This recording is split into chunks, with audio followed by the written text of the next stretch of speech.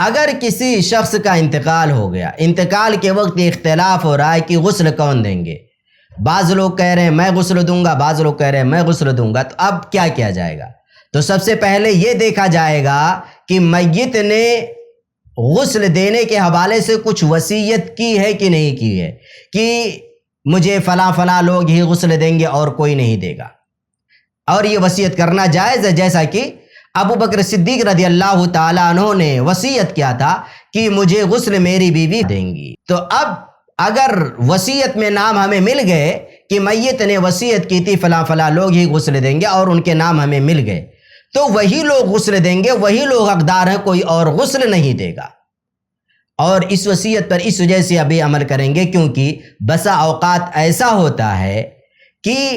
میت کے اندر کچھ چیزیں ایسی ہوتی ہیں، کوئی عیب ہو، کچھ بھی ہو، جسے وہ نہیں چاہتا کہ ہر کوئی اس سے واقف ہو جائے، آگاہ ہو جائے، اس وجہ سے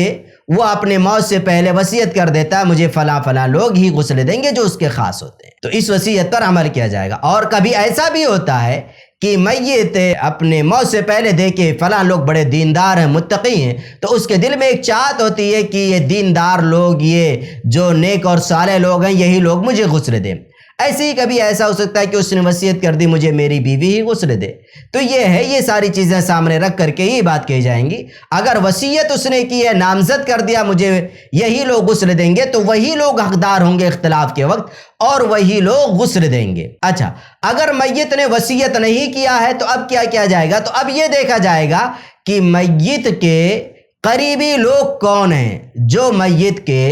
قریبی لوگ ہیں، اگر وہ میت کو غسل دینے کے طریقے سے واقف ہیں تو وہ لوگ غسل دیں گے۔ جو قریبی لوگ ہیں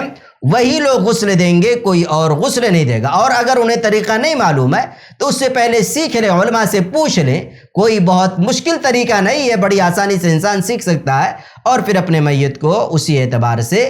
یہ لوگ حقدار ہوں گے اور شرعی اعتبار سے غسل دیں گے۔ غسل دینے والے کی یہ ذمہ داری ہے، شرعی ذمہ داری بھی ہے اور اخلاقی ذمہ داری بھی ہے کہ اگر میت کے اندر کوئی عیب دیکھتا ہے تو اسے لوگوں سے بیان نہ کرے، اسے چھپا لے۔ اگر بیان کرتا ہے تو وہ